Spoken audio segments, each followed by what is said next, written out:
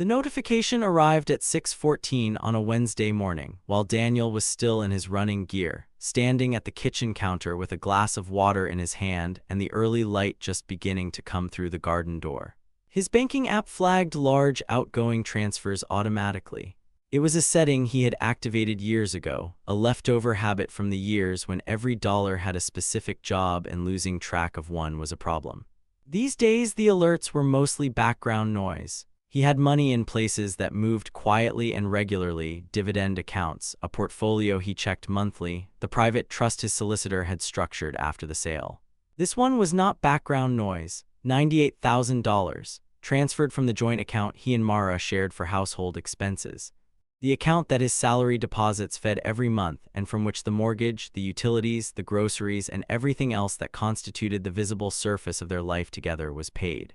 He looked at the recipient name, Elliot Brennan. He set the glass down on the counter with a sound he didn't intend to make. He read the name again, then he read the amount again.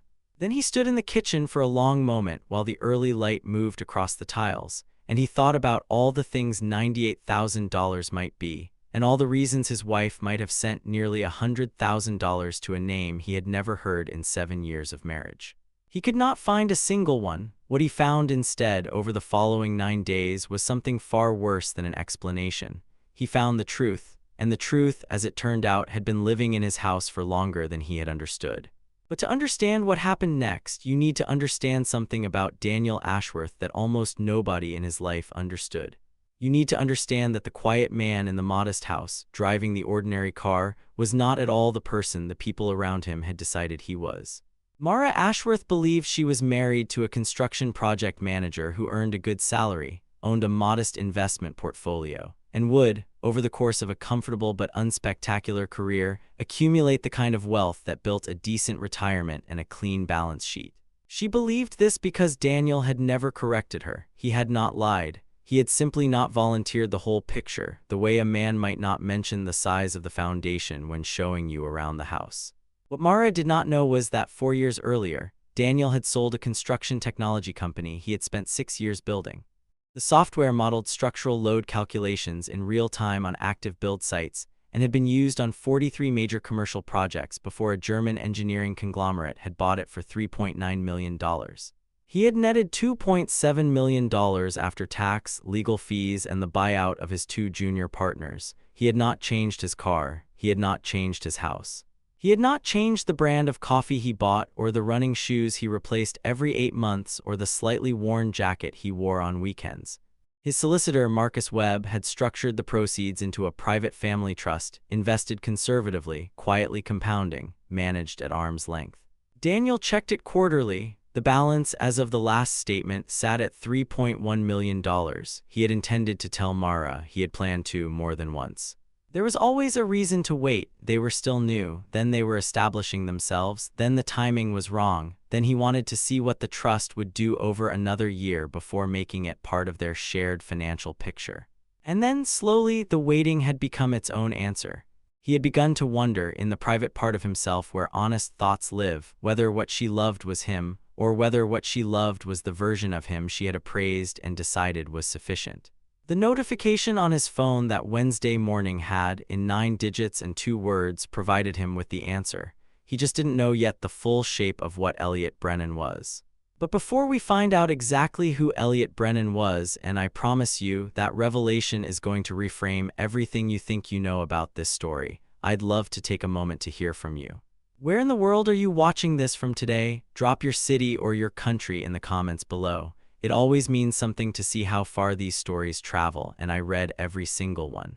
If you're finding yourself already pulled into Daniel's story, please consider hitting the like button and subscribing to the channel. There are so many more stories exactly like this one, and every one of your subscriptions makes it possible to keep telling them. Now, let's go back to the Wednesday morning and to the 9 days that followed, because Daniel did not confront his wife. He did not call her name from the kitchen, or leave the phone on the table face up, or do any of the things a man does when he has been surprised into reaction.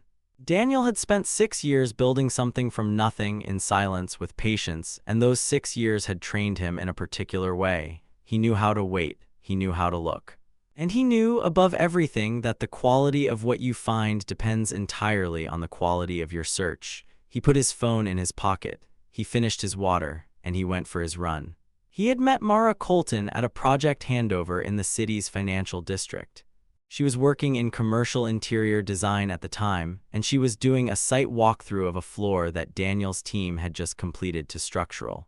She had looked at the ceiling grid he had specified and told him, without introduction or preface, that whoever had signed off on the panel spacing had made a decision that was technically correct and visually wrong. He had asked her what she would have done differently. She had shown him, standing in the middle of the empty floor with her arms out, marking a grid in the air with her hands. He had stood there watching her and thought that whatever she was pointing at, he couldn't quite see it yet, but he was going to look until he could. They were married 18 months later. The first 3 years were good in a way that he had not expected, a warm and specific goodness, the kind you build with someone who notices things and says so.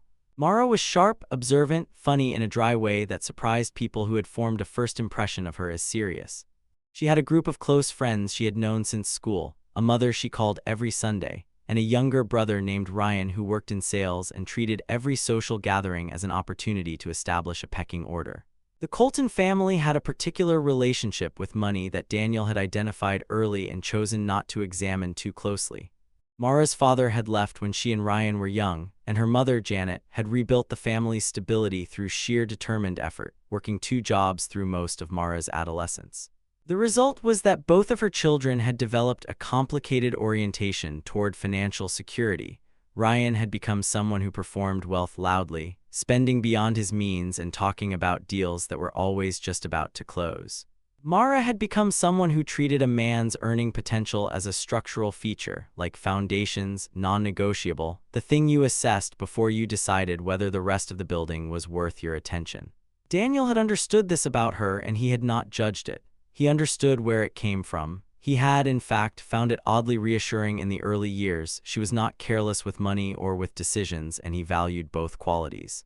What he had not fully understood until recently was the degree to which her estimation of him was pegged to a number, and the number she had assigned him was the one she could see.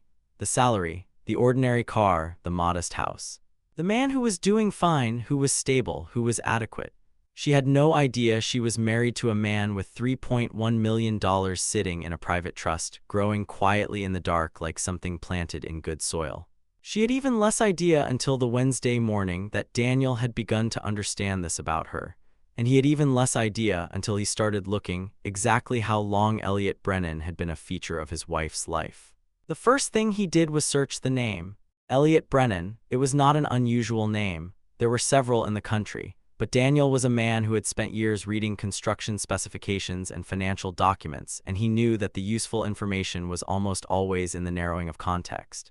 He did not search for Elliot Brennan in general. He searched for Elliot Brennan in connection with Mara's world, her college, the city she had grown up in, the design industry, the company she had worked for before starting her own firm 3 years ago.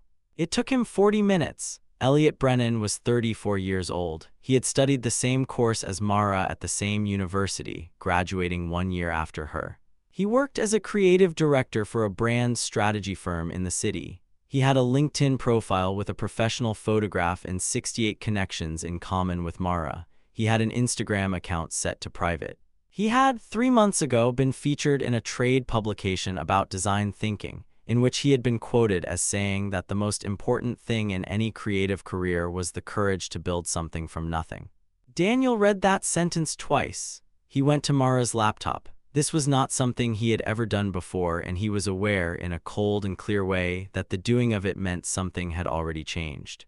Her password was the date they had moved into the house, which she had set years ago and never changed, which he knew because she had told him at the time. He opened it and he looked. He did not look through her messages. He looked at one specific thing, her bank transfers. The joint account was accessible from her device. He needed to know if the $98,000 was a single event or a pattern. It was not a single event. Over the preceding 14 months, Mara had transferred a total of $214,000 from the joint account to an account in Elliot Brennan's name. The amounts varied. $6,000 here, $14,000 there, $22,000 in a single transfer in March. They were spaced irregularly, never triggering the threshold that would have flagged the automatic alert. The $98,000 had been the largest single transfer, and it had been large enough, finally, to trip the wire. He sat at her desk for a long time. He was not angry. He observed this about himself with a kind of detached interest, the way you might note an unusual reading on an instrument. He was not calm in the way that people sometimes claim to be calm when they mean they are suppressing something. He was calm in the way he had been calm when the engineering conglomerate had made its first lowball offer for his company, and he had thanked them for their interest and told them he would need another week to consider it, knowing that he already knew his number and that patience was a form of leverage they had not accounted for. $214,000, his money, from an account he had been funding month after month in the honest belief that it was paying the mortgage and the gas bill and the groceries. Sent in 14 irregular installments over 14 months to a man from her university. He needed to understand what it was before he decided what to do with it. He needed to know whether this was a theft, a gift, an investment, or something else. He needed to know what Elliot Brennan was to his wife. He found out 4 days later. He had come home early from a site meeting that had finished ahead of schedule. The house was quiet when he came in through the front door. He heard Mara's voice from upstairs on the phone, door half open. He did not go upstairs. He stood in the hallway with his jacket still on, and he listened to the shape of the conversation through the ceiling. He could not hear every word. He caught enough. He heard, "We just need the rest to clear and then everything changes." He heard, "I know it's been longer than we planned." He heard, and this was the one that settled into him like cold water into foundations. "He has no idea, Elliot. He's not that kind of person. He won't see it until it's already happened." There was a long pause, then her voice dropped to something softer, a register he recognized from the early years, the one that had once been directed only at him. He heard her laugh. He walked back out through the front door. He stood on the path outside his house in the afternoon light, and he understood everything. Elliot Brennan was not a business investment. He was not a charity. He was not a category of expense that any normal accounting could accommodate. Elliot Brennan was the man Mara was planning to leave with, and the $214,000 she had taken from the joint account was the money she had been assembling for that departure. Daniel reached into his pocket. He had begun carrying a small titanium card, the debit card linked to his private trust account, kept separate from everything else, matte black with a small embossed logo and no cardholder name on the front. He had never once used it for anything in Mara's presence. He ran his thumb across its surface the way a man might touch a door handle before opening a door he is certain he is ready to walk through. Then he called Marcus Webb.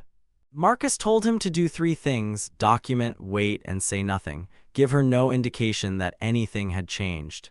Let the picture develop fully before exposing it to light. Daniel told Marcus he understood.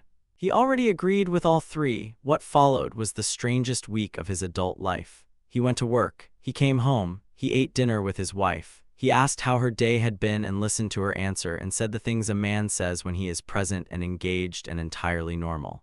He watched her face when she talked, looking for the geography of a person who is living 2 lives simultaneously, and he found it not in anything obvious, but in the slight disconnect between her eyes and her mouth when she laughed, the way a performer's focus drifts for a half-second when the performance is going well and they let themselves think about something else. He also, with Marcus's guidance, began documenting. He photographed the transfer history from her laptop. He opened the joint account statement and saved every page. He made a note of every date, every amount, every reference code.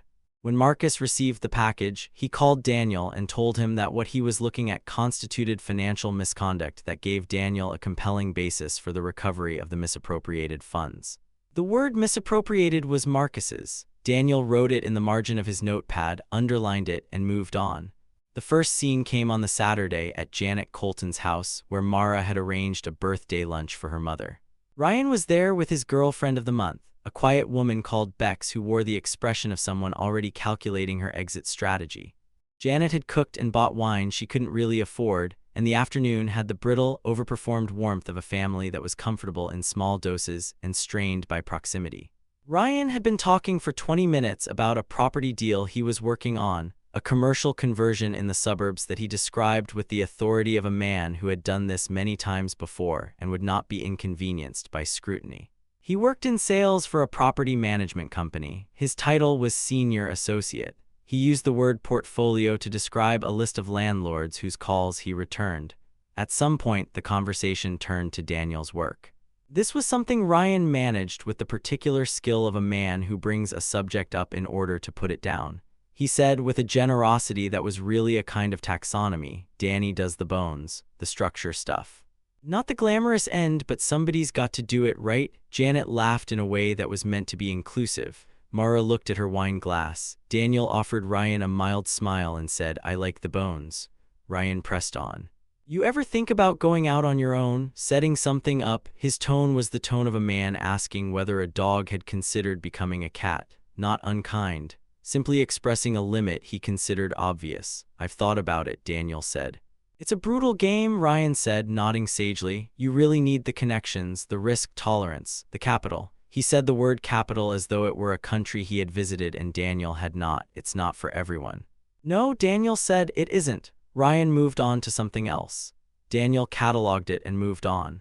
The second scene came 3 days later on a Tuesday evening, when Mara came home from a client meeting in a bad mood and directed the edges of it at the nearest surface, which happened to be Daniel. He had made dinner. She stood in the kitchen with her bag still on her shoulder and looked at it with the expression of a woman who had expected the evening to arrange itself differently. I'm not really hungry, she said. I thought we might just order in. I can put it in the fridge, he said. She sighed. A specific kind of sigh, the one that communicated a general dissatisfaction with conditions that he was notionally responsible for. Why do you always do this, Daniel? Make big dinners on a weeknight. It's just more to clear up. He looked at the food on the counter. It was a roast chicken. The kind of thing his mother had made on weeknights, the kind of thing he associated with the idea of a house that was a home. Sorry, he said, I'll put it away. She went upstairs. He covered the dish and put it in the refrigerator and cleaned the counter. He thought about the $214,000. He thought about the 14 months. He thought about her voice saying he has no idea. He thought about the way she had laughed. He dried his hands on the kitchen towel and went to his study and called Marcus to check the progress on the trust documentation. The third scene was the worst in the way that a splinter is worse than a cut, not the severity of it, but the specific and persistent discomfort. It was Ryan again, a phone call on the Thursday evening, which Daniel took in the car on the way back from a site visit. Ryan was in good spirits, which usually meant he wanted something. Dan, mate, I need a favor. He did not say hello. Ryan had never started a conversation with hello in the years Daniel had known him. Always an abbreviation of the person's name and then immediately the payload. Dan, mate, what is it? Daniel said. I've got a client, private buyer looking at a residential build, needs a project manager to oversee the structural work. The builder he had lined up has gone belly up. I told him I knew someone, steady, dependable, not flashy, but gets it done. Daniel waited a moment, not flashy. Yeah, you know, competent, safe pair of hands. Ryan's tone was generous, the way a man's tone is generous when he is describing someone's usefulness rather than their quality. I thought extra income, right? It's not huge money, but it would fill a gap. Fill a gap. As though the spaces in Daniel's life were gaps that needed filling by the kindness of men like Ryan. As though he were a house with a drafty window that needed boarding up. I appreciate the thought, Daniel said. I'm fairly committed at the moment. Right. Ryan sounded faintly surprised, the way people sound when a small thing doesn't do what small things are supposed to do. Well, offer stands. Just thought it might help. Thank you, Ryan. They hung up. Daniel sat in the parked car for a moment, not flashy, safe pair of hands, fill a gap. He took the titanium card out of his pocket and placed it on the dashboard face up under the overhead light. He looked at it for a moment. Then he put it back in his pocket and drove home. The fourth scene was the smallest, and because it was the smallest, it was the one he returned to most in the days that followed. He had overheard Mara on the phone to her mother on a Friday afternoon. He was not trying to listen. He was working at the kitchen table with his noise-canceling headphones around his neck, not on, and Mara had come into the kitchen while he was reviewing site drawings and begun a call without noticing him there. She noticed him after a minute and moved to the hallway, but he had heard the sentence she said before she moved. She was not aware he had heard it. The sentence was, Daniel is steady, Mum. That's always been his thing. He's steady. Reliable. That's not nothing. Then she had moved away and lowered her voice and the rest of the conversation became indistinct. He sat with that sentence for a long time. He is steady. That's his thing. It was not said with contempt. It was said with the affection a person has for something useful and familiar, the tone you use for a good appliance.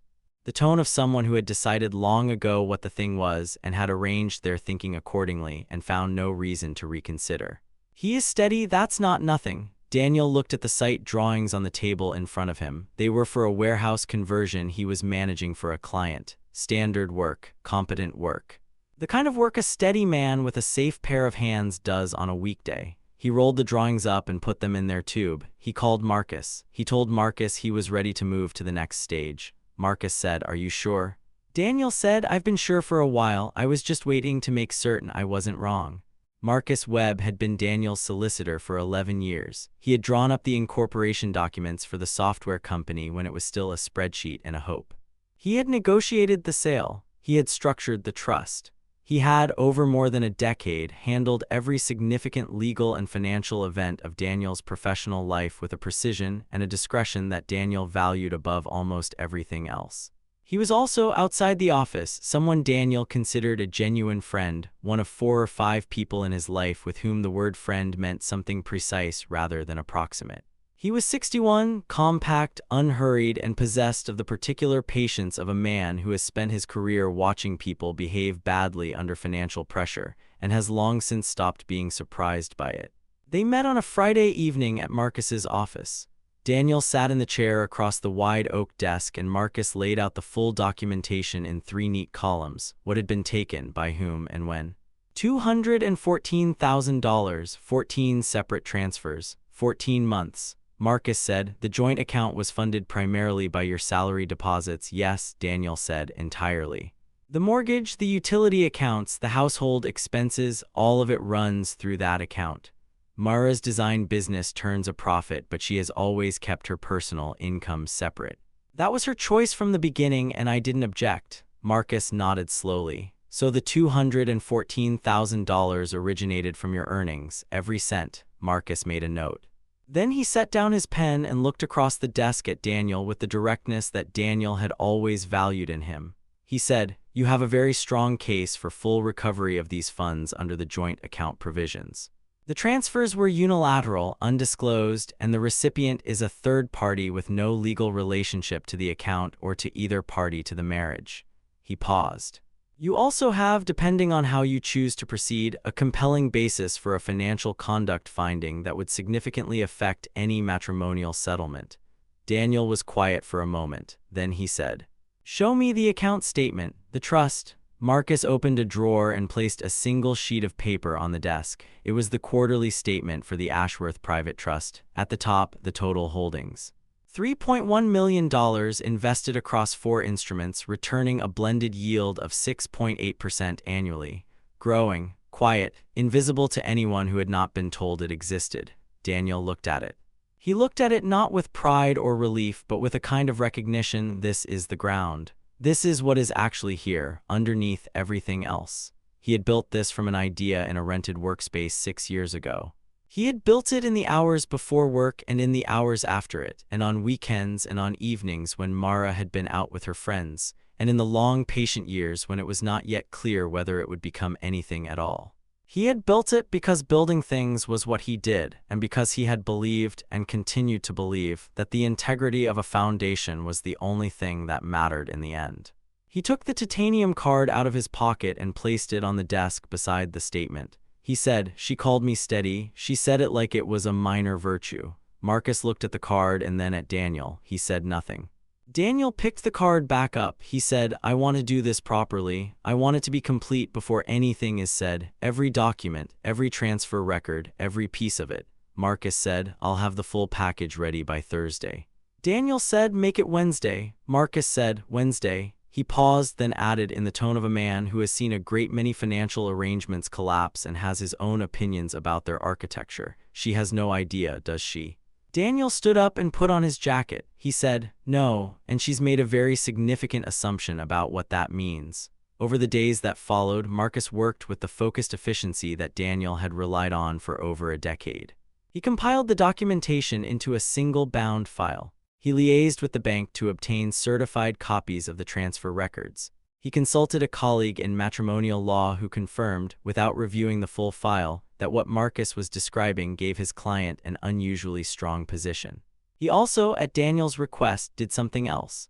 Mara had, over the course of the previous year, been expanding her design business. She had taken on 2 new clients in the commercial sector and had been pursuing a third, a hotel group that was refurbishing 3 properties across the state and needed a coordinating design director for all 3 projects. It was a significant contract, the kind that would properly establish her firm as a serious commercial player rather than a well-regarded boutique. The hotel group was called Calder Properties. Their director of capital projects was a man named Simon Lau, who had been at the same university as Marcus's son and with whom Marcus had a direct and cordial relationship. Marcus called Simon Lau on a Tuesday afternoon. He did not say anything about the situation with Daniel. He spoke, in a general and entirely truthful way, about the importance of due diligence in selecting design partners for major commercial projects, specifically around the financial stability and professional conduct of prospective contractors. He suggested, as a friend rather than a solicitor, that Simon might want to confirm that any designer under consideration had no unresolved legal or financial complications that might create liability further down the line. Simon Lau thanked him for the heads-up. He said he would ensure their vetting process was thorough. Marcus reported this to Daniel in a brief phone call. He said only, "The Calder situation has been noted in the appropriate place." Daniel said, "Thank you, Marcus." Marcus said, "Don't thank me yet. The hard part is Wednesday." Daniel said, "I know." There was a pause on the line. Marcus was not a man who added words to sentences that were already complete. But he said at the end of this particular call something that Daniel stored and kept. "You know, I've known a lot of people in difficult situations over the years. Most of them were surprised by what happened to them. You're not surprised." "That's the difference." Daniel said, "No, I haven't been surprised since the Wednesday she sent the first transfer." Marcus said, "Good, that's the right place to be." The setting Daniel chose was not dramatic. He chose it because it was correct. On Thursday evenings, Mara had dinner with her mother and Ryan. This was a long-standing arrangement, a holdover from the years before she had married, and she had continued it throughout their marriage, which Daniel had always supported. He was not always invited. On the weeks he was, he went. On the weeks he was not, most of them, he ate alone or with colleagues and did not consider the arrangement unusual. He asked Mara on Tuesday whether this Thursday's dinner was at her mother's house or at a restaurant. She said, "Mum's." "Why?" He said, "I'd like to come if that's all right." She looked at him for a moment with an expression he could not fully read. Then she said, "Of course, I'll let her know." She was, he noted, not uncomfortable with the idea. He was a known quantity in her family's calculation, the steady one, the safe pair of hands. His presence at the Thursday dinner was not threatening. It was, if anything, the kind of predictable behavior that made a person feel their assumptions were confirmed. He called Marcus and said, "Thursday evening." Marcus said, "I'll have everything messengered to you by Wednesday noon. The full file. All certified copies, the trust statement, and the other document." The other document was a letter of intent, prepared by Marcus, that Daniel would use to formally notify Mara that he had instructed a solicitor to begin proceedings for the recovery of the misappropriated funds and the dissolution of the marriage. It was precise, complete, and written in the language of a person who had made a decision and was communicating it, not discussing it.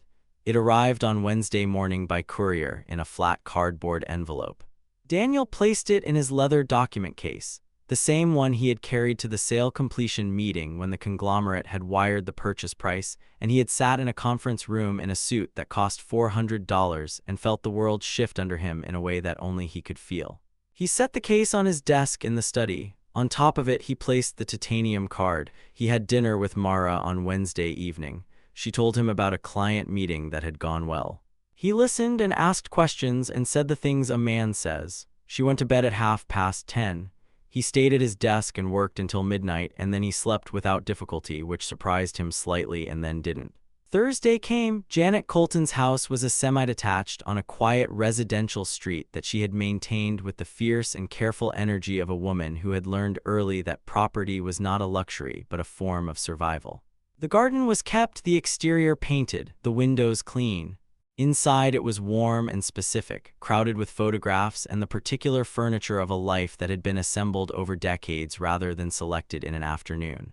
Daniel arrived at 6:30 with a bottle of wine and the leather document case, which he carried with the same ease he carried everything, without performance, without announcement. He had worn a dark suit, the one he reserved for meetings where precision mattered, and a plain white shirt with no tie. He looked like himself, which was to say, he looked like a man who was reliably present and reliably unremarkable. Ryan was already there in the front room with a beer, talking about the property deal. He greeted Daniel with the expansive warmth of a man for whom warmth is a social reflex rather than a feeling. "Danny, good to have you, mate." He said it in the tone of a man welcoming a familiar and slightly underrated piece of furniture back to its usual position. Janet was in the kitchen.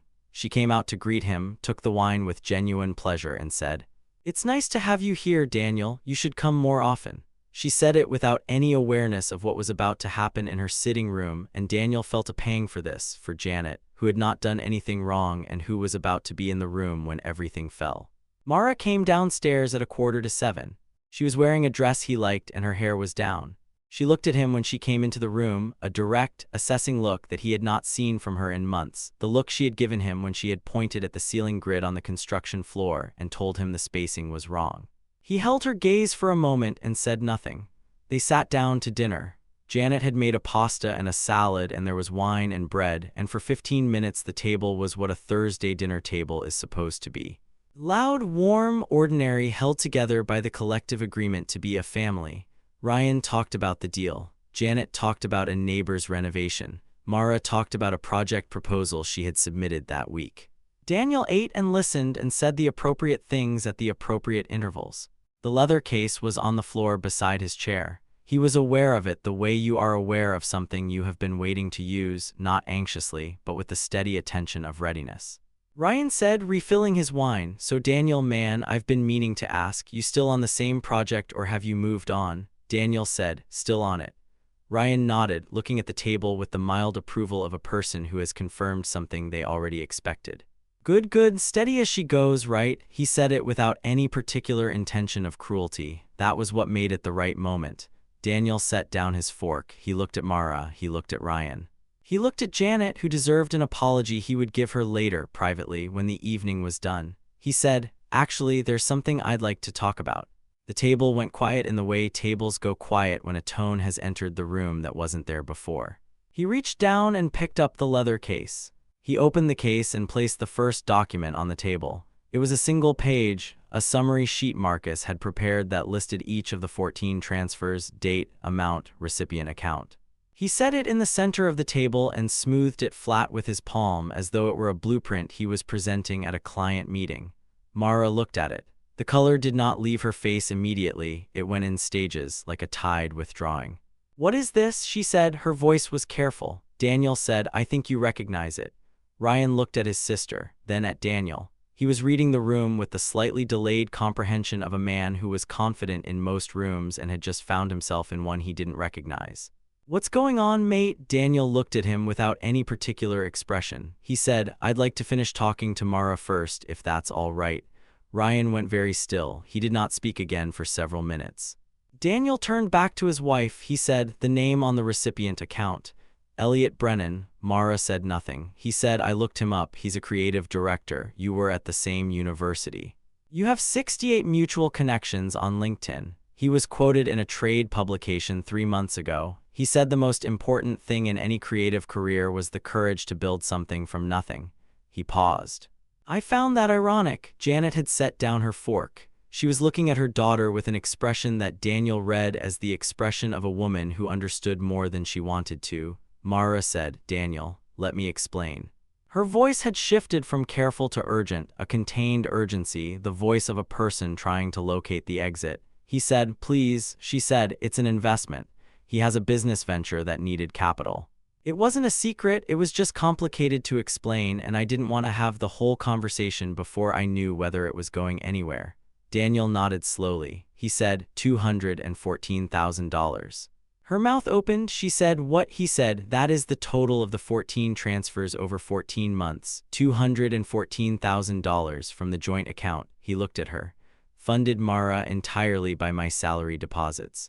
Every cent. The silence that followed was very specific. It was the silence of a number that is too large to dismiss immediately. She tried to meet it with composure and didn't quite get there. She said, "I was going to tell you. I was going to explain everything once the timing was right." He said, "The timing?" He removed the second document from the case, the printed transcript of the bank statements with the transfers highlighted. He placed it beside the summary sheet. He said, I came home early from a site meeting 2 weeks ago. You were on the phone upstairs. Her face changed. All at once, not slowly, he said. I heard you say, and I will quote this precisely because I have been careful about precision throughout. You said, he has no idea, Elliot. He's not that kind of person. He won't see it until it's already happened. Ryan made a sound that was not a word. Janet put her hand over her mouth. Mara said, Daniel, that was taken out of context. He said, was it? He looked at her steadily. You were also described by a person in this room in the past week as steady. The word steady, used as a compliment, the kind of thing you say about someone useful, someone reliable, someone who won't see it coming. He removed the third document from the case, the trust statement.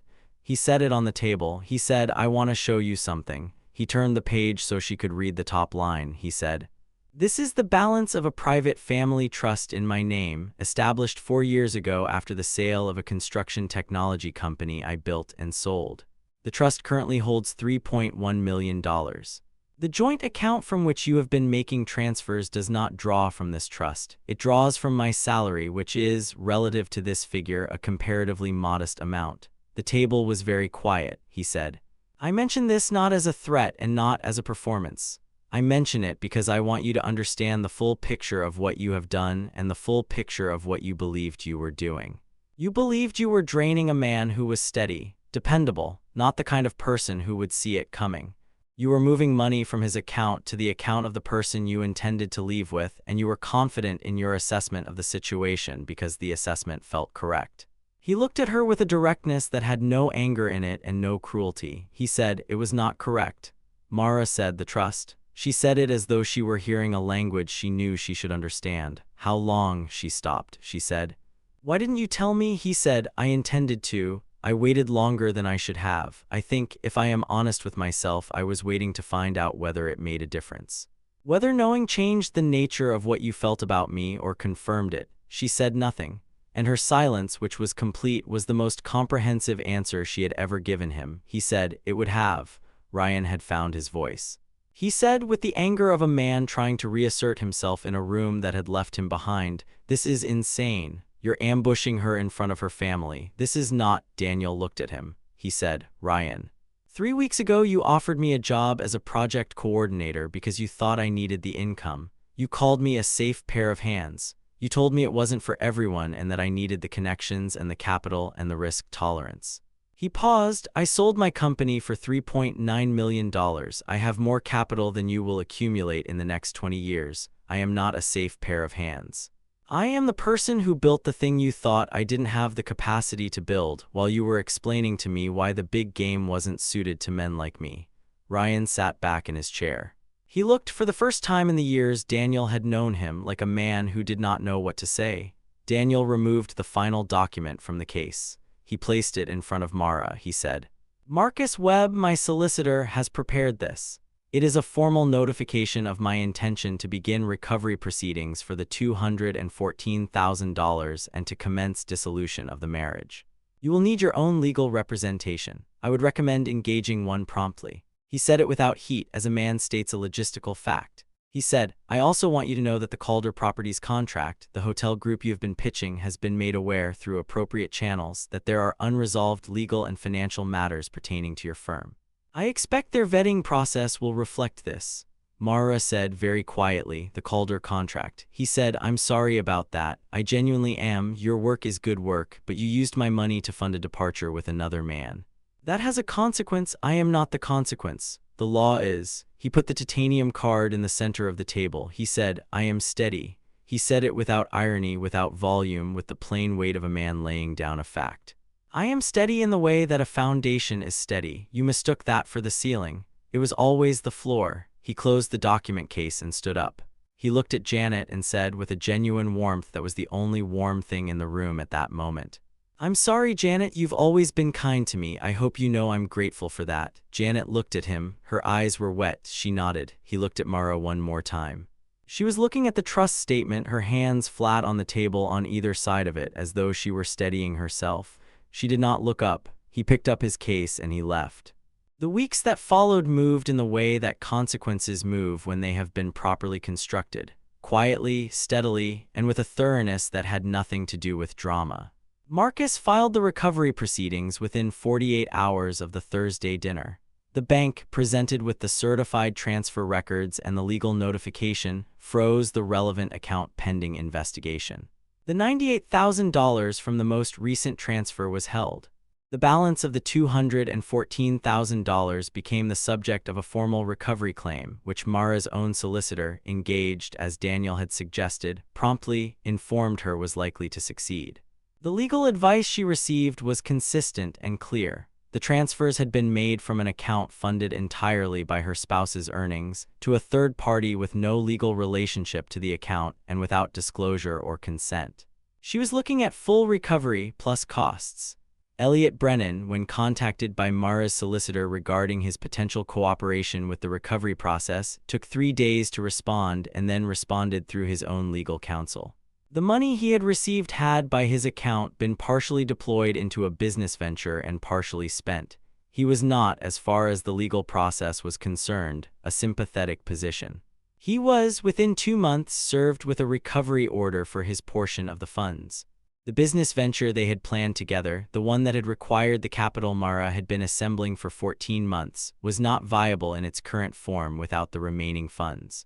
Elliot Brennan retained his creative director position and did not, in the end, build anything from nothing. He was quoted in no further trade publications. The Calder Properties contract did not come through for Mara's firm. The official reason given was a decision to go with a design partner with more extensive commercial portfolio experience. Mara's 2 existing commercial clients, the ones she had cultivated with care over the preceding year, remained in place, but the expansion she had envisioned did not materialize in the form she had imagined it. She retained a boutique practice. It was good work. It paid for her rent. Ryan Colton did not say anything to Daniel directly after the Thursday dinner. He sent a single text message 3 days later. It said, "Fair enough, mate." Daniel read it once and put his phone face down on his desk. He did not reply. There was nothing in the message that required a reply. Janet called Daniel a week after the dinner. The call lasted 11 minutes. She told him that she was sorry. She told him that she had never been fully comfortable with some things that had been said over the years and that she had not said so when she should have. She told him that she hoped he would not hold the family's failures against him in a way that closed the door permanently. He told her he did not hold her in any of it. He meant it. She thanked him. He thanked her. They said goodbye. It was, he thought afterward, the most honest conversation that house had ever produced. The divorce was finalized 6 months after the Thursday dinner. It was, by Marcus's account, one of the more straightforward financial dissolutions he had overseen, which he acknowledged, with characteristic dry precision, was largely a function of how well the documentation had been prepared in advance. The trust was ring-fenced and protected. The joint account, once the recovery proceedings concluded, was closed. The house was sold and the equity divided. Daniel moved into a smaller place and spent 3 weekends putting it in order, painting the walls, building shelves, hanging the things he wanted on them. He bought new running shoes, the same brand. He kept the leather document case. He kept the titanium card, though the account it accessed was now one among several that Marcus managed, and the balance had continued to grow in the unnoticed way that well-constructed things grow when left to do what they were designed to do. He continued to work. The warehouse conversion finished on schedule and under budget. A new client, a university commissioning a student residence, approached the practice on the basis of a recommendation from a former client who had specified, when asked what the practice was particularly good at, that they were thorough, quiet, and didn't overclaim. Thorough, quiet, and didn't overclaim. He had that written down for a week before he put it away. 8 months after the dinner, a letter arrived in the post. Plain envelope, handwritten address, second-class stamp. He recognized Mara's handwriting and stood in the hallway with it for a moment before opening it. It was 2 pages. She had written it by hand, which he understood was deliberate, a way of preventing the ease of deletion, of making the words cost something. She did not open with an apology. She opened with a question. She wrote, "I have been trying to understand when I started seeing you as a fixed quantity, a known thing, when I stopped wondering what you were and started assuming I already knew. I don't think it was a single moment. I think it was a decision I made slowly, and I think I made it because the world I grew up in told me that a man who didn't perform his ambition visibly didn't have any, and I believed that without ever examining it." She wrote about Elliot not in the way of someone making an excuse, but in the way of someone who had reviewed something at enough distance to see its shape clearly. She wrote that she had confused the performance of ambition for ambition itself. That Elliot had been compelling because he spoke about building things from nothing, and she had not understood until it was too late that speaking about building things and building them were not the same thing. She wrote, "You built something real. You built it without telling anyone you were doing it. I watched you do it and I did not see it, and I made every decision in our marriage on the basis of something I had simply decided was true about you without ever checking." She did not ask for anything. The letter ended with a single line, "I'm sorry I didn't see you properly. You deserve to be seen." Daniel read it twice. He stood in the hallway of his smaller house with the letter in his hand, and he felt something that was not triumph, not vindication, not satisfaction in any of the forms he had imagined satisfaction might feel like at the beginning of this. What he felt was close to grief, not for what had been done to him, for what had been possible and hadn't happened and now couldn't. He put the letter in the leather document case in the inside pocket where he had kept the trust statement and the recovery documents. He did not reply, but he did not discard it. It seemed, in its honesty, like the only thing in the past 18 months that had been the right size for what it was. He put on his running shoes and went outside. There is a particular assumption people make about quiet men. They assume that the quiet is the whole story. They see the surface, the ordinary car, the modest habits, the absence of performance, and they fill the space beneath it with their own expectations. He is steady, safe pair of hands, dependable, not the kind of person who sees it coming. Adequate. They do not ask what is underneath because they have already decided they know, and the knowing is comfortable, and comfort has a powerful resistance to revision. Daniel had not been invisible, he had been unseen. Those are not the same thing. Invisible means there is nothing there to see. Unseen means the observer stopped looking. He had built a company from an idea in a rented workspace. He had sold it. He had taken the proceeds and put them somewhere safe and let them grow in the dark. He had continued to work because work was not the performance of worth but the exercise of it. He had loved his wife as fully as he knew how to, and he had trusted her with the ordinary parts of his life, the mortgage, the groceries, the running shoes, while holding back the deeper things not from secrecy but from a question he had been too patient and perhaps too careful to ask out loud. The question was, are you here for me or for what you think I am? When the answer came, it came in the form of a bank notification at 6:14 on a Wednesday morning, and it was $98,000, and the name was Elliot Brennan. He had built the foundation long before the house came down. When it came down, the foundation was still there. That is the only thing worth building toward. Now I want to ask you something, and I'd really like to hear your answer. Should Daniel have told Mara about the trust from the beginning? Was his decision to keep it private a reasonable act of caution, or did it create the conditions for what came after? There's a genuine argument on both sides of this, and I think where you land on it says something interesting about how you think about trust in relationships. Let us know in the comments and tell us where in the world you're joining us from. Every comment means something. If this story stayed with you, a like does more than you'd think, and subscribing to the channel means you'll be here for the next one. There are more stories coming, each one as complete as this. Until then, build on solid ground, and know what's underneath it before you let anyone tell you what it's worth.